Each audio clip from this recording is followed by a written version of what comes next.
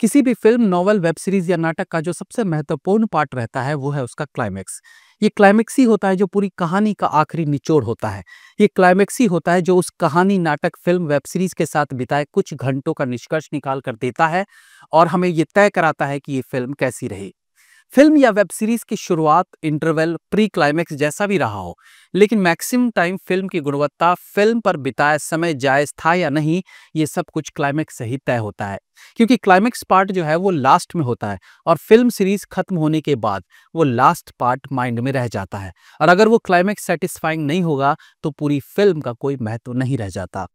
ये इतना सारा जो ज्ञान पेला है उसका लेना देना इसी वेब सीरीज से, जिस पर आज हमारी चर्चा रहेगी, जिसका नाम है द फैमिली मैन 3।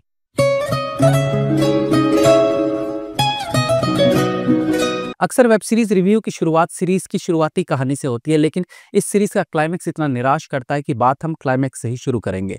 जब आप एक सीरीज को देखने में अपनी जिंदगी के कीमती 6 घंटे देते हैं तो सीरीज के खत्म होने के बाद आपको सेटिस्फेक्शन मिलना ही चाहिए, और नहीं मिल पाता तो वो 6 घंटे आपकी लाइफ के टोटली वेस्ट कहलाएंगे। और द फैमिली मैन 3 एक ऐसी ही सीरीज है जहां लास्ट में आप ठगा सा महसूस करेंगे और इस बात के लिए अपने बाल नोचेंगे कि मैंने ये सीरीज देखी ही क्यों। प्रॉब्लम ये भी थी कि वेब सीरीज आपको कहानी से डिस्कनेक्ट नहीं होने देती। मतलब कहीं आपको ऐसा नहीं लगेगा कि यार बोर हो रहा है, देखना छोड़ देते हैं, आगे नहीं देखेंगे। और ऐसा सोचने का रीजन केवल इतना नहीं है कि कहानी रोचक थी तो आप देख रहे हैं, बल्कि इसका रीजन था द फैमिली मैन की लेगेसी। इसके प्रायर सीजन जो इतने अच्छे थे कि हमेशा आपको उम्मीद रहेगी कि आगे कुछ अच्छा होगा इसमें भी। और ऐसा नहीं है कि सीरीज खराब है। ऑफ कोर्स कुछ लूप होल्स या एंटरटेनमेंट का वैसा डोज ये सीरीज नहीं दे पाती जैसा पहले देती आई है, बट ये ठीक ठाक वेब सीरीज कही जानी चाहिए, क्योंकि इस बार मनोज बाजपेयी के अलावा जयदीप अहलावत भी एक मुख्य भूमिका में देखने को मिलते हैं, जो अक्सर अपने दम पर कहानी को रोचक बनाने में कामयाब रहते हैं। सीरीज के स्क्रीन प्ले की बात करें तो परफेक्ट कहना सही नहीं होगा, बट स्टिल कुछ मौकों पर क्रिएटिव स्क्रीन प्ले देखने को मिलता है जो कभी वर्क करता है और कभी नहीं भी करता। पहले एपिसोड का पहला दृश्य, वन टेक लॉन्ग शॉट में 3 मिनट का वीडियो देखने को मिलता है, जहां नॉर्थ ईस्ट के एक मैदान में एक इवेंट चल रहा होता है, जहां कुछ सियासी लोग स्टेज पर होते हैं। उन्हें दिखाते हुए कैमरा इवेंट देखने आई पब्लिक पर जाता है, फिर एक संदिग्ध लड़की पर जो बॉम्ब प्लांट करती है और सीन खत्म हो जाता है।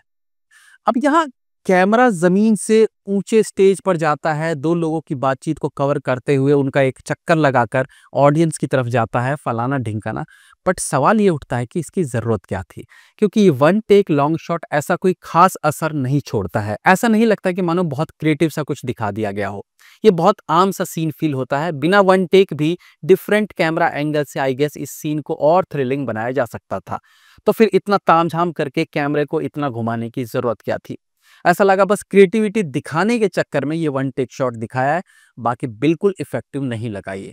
वहीं एक सीन है जहां एक छोटे से बच्चे को नापसंद करने वाले जयदीप जब बच्चे को उसके नाना नानी के पास छोड़ने आते हैं और बच्चा उससे लिपट जाता है, तो सीन जयदीप के चेहरे पर ही खत्म हो जाता है, जहां ऑडियंस ये सोचती है कि अब ये बच्चे को ले जाएगा या अब भी ये नाना नानी के पास ही छोड़ेगा। लेकिन बिना किसी संवाद के नेक्स्ट सीन में कैमरा गाड़ी चलाते हुए जयदीप पर शुरू होता है और फिर कैमरा फ्रंट मिरर पे जाता है, जहां बैक सीट पर बच्चा बैठा नजर आता है। मतलब बच्चे की ममता उसे पिघला गई और वो उसे अपने साथ ले जाता है। सीरीज का नाम द फैमिली मैन है, लेकिन श्रीकांत की तो फैमिली ही बिखरी हुई है। बेटा माँ को उसके नाम शुचि कहकर बुलाता है। प्रायर एपिसोड्स में बेटी पिता को कभी भाव नहीं देती, इवन बेटा भी नहीं देता था। बीवी अलग किसी के चक्कर में पड़ी हुई थी और बीच में पिस था ये फैमिली मैन। हालांकि पहली बार इस सीजन में फैमिली इकट्ठी होती दिखी है। सीरीज का एक दृश्य जिससे कि कहानी आगे बढ़ती है वो भी डिफेक्टिव सीन लगा, जब जयदीप एनआईए चीफ को मारता है तो वहीं बगल में अधमरी हालत में श्रीकांत को कैसे छोड़ देता है। ऑफकोर्स कहानी के अनुसार उसे लगा होगा कि वो मर चुका है, बट जयदीप इतना बड़ा टेररिस्ट दिखाया गया, इतनी बेवकूफाना हरकत उससे कैसे करवाया जा सकता है? ये लिखाई का लचीलापन कहलाएगा। आपको श्रीकांत को बचाना था तो कहानी थोड़ी अलग तरीके से लिखते जो बिलीवेबल लगती भी। एक्टिंग की बात करें तो मनोज बाजपेयी पहले की तरह ही अपने किरदार में सशक्त नजर आते हैं।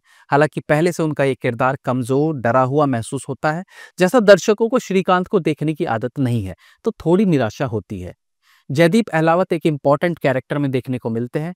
इस किरदार का एटीट्यूड आकर्षित भी करता है और कभी कभी ओवर भी लगने लगता है, जैसे इससे ज्यादा ताकतवर और कोई है ही नहीं। कोई भी उससे बड़ा आदमी भी हो तो वो उसे अपने सामने कुछ नहीं समझता। कुछ एक मौके ही थे जहां वो थोड़ा एटीट्यूड को नीचे लाता है। एक्टिंग वाइज उनका काम अच्छा है। एक सीन में बच्चा जयदीप से कहता है आप मेरे पापा हो, और जवाब मिलता है पागल है क्या, भाग यहाँ से। अक्सर ऐसे सीन में इस तरह के किरदार को ऐसे डायलॉग के बाद रियलाइज कराते हुए दिखाया जाता है कि मुझे बच्चे के साथ इतना रूड नहीं होना चाहिए था, बट इस पर फर्क नहीं पड़ता।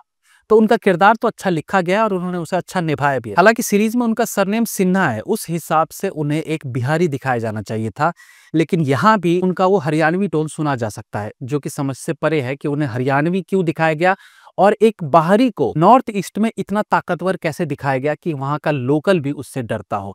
इस पर थोड़ा सा और प्रकाश डाला जाना चाहिए था। निम्रत कौर थोड़े अलग तरह के अवतार में दिखाई देती है। हालांकि उनके मुंह से कुछ गालियां निकलवाना भर उनके किरदार को कूल नहीं बनाता, बट स्टिल वो अपने किरदार को लास्ट तक सेम एटीट्यूड के साथ कैरी करके चलती है। शारिब हाशमी वैसी ही एक्टिंग करते देखने को मिलते हैं जैसा वो पहले से करते आ रहे हैं। देखो, सेकंड थर्ड सीजन या सेकंड थर्ड किसी फिल्म का पार्ट में आप एक्टर से क्या एक्सपेक्ट करोगे कि वो कुछ नया करके दिखाए, और वो क्यों दिखाएगा? क्योंकि पहले पार्ट में वो जैसा इंसान था सेम उसे ही तो आगे कंटिन्यू करेगा। अगर वो पहले जैसा नहीं लग रहा है तब समझो उसने एक्टिंग ठीक नहीं की है। पहले जैसा ही वो किरदार में घुसा हुआ है तो मतलब उसने इस बार भी अपने किरदार के टोन को सही प्रकार से पकड़ा है, मतलब अच्छा काम किया है। सिनेमेटोग्राफी अच्छी है, बीजीएम एवरेज है, लिखाई में पैनापन नहीं देखने को मिलता है। एक अच्छा मिशन है, एक्टर्स अच्छे हैं, बट स्टिल लिखाई की कमी खलती रहती है। इस कहानी को बेहतर राइटिंग से, बेहतर डायलॉग से और बेहतर स्क्रीन प्ले राइटिंग से एक डेप्थ लाया जा सकता था इसमें, जो नहीं आ पाता और कहानी में नकलीपन सा फील होता रहता है।